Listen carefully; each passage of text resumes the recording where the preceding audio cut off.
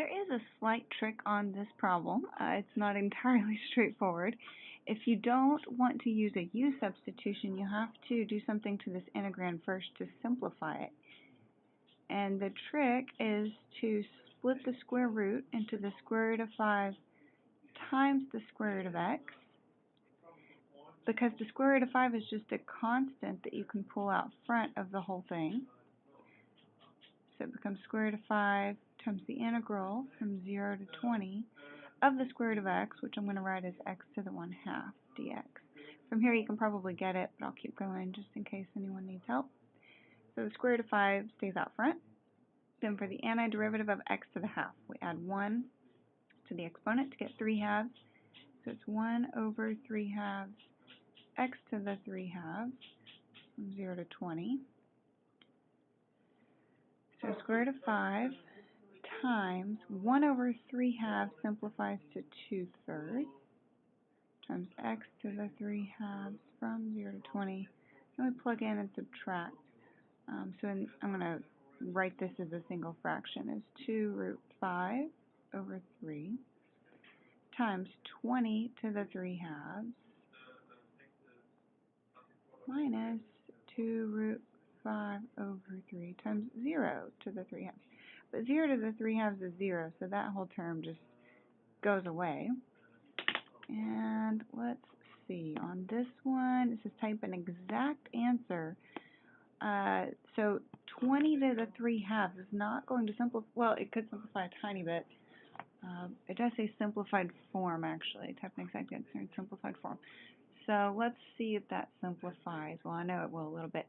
Okay, if we write this as a radical, let's focus on simplifying 20 to the 3/2. Well, first let's write that with a radical, because the half part means square root. So this means square root of 20 all cubed. And the square root of 20 part can simplify. So let's take the number 20, divide it by small prime numbers. So divided by 2 gives us 10, divided by 2 gives us 5. We circle the pairs, and that comes out front. Okay, so the square root of 20 simplifies to 2 times the square root of 5, and that's all being cubed. So let's distribute the cube. 2 cubed is 8. Square root of 5 cubed does not simplify, but let's just leave it as square root of 5 cubed. Okay, so now I'm going to bring that back over here to write it as 2 root 5 over 3 times the 20 to the 3/2 we just figured out simplifies to 8 times the square root of 5 cubed. Square root of 5 cubed.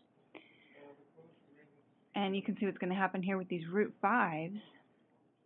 Okay, square root of 5 to the first times square root of 5 cubed equals square root of 5 to the 4th.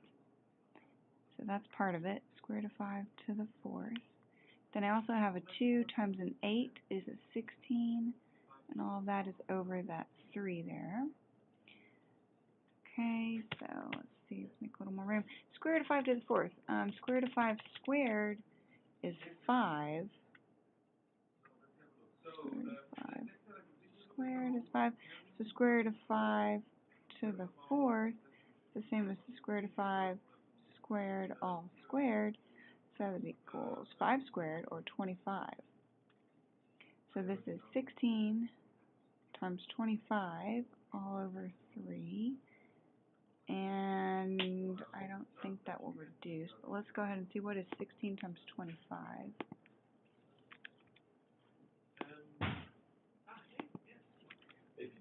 Comes to 400 over 3. Let's see if I did that correctly, 100% correctly.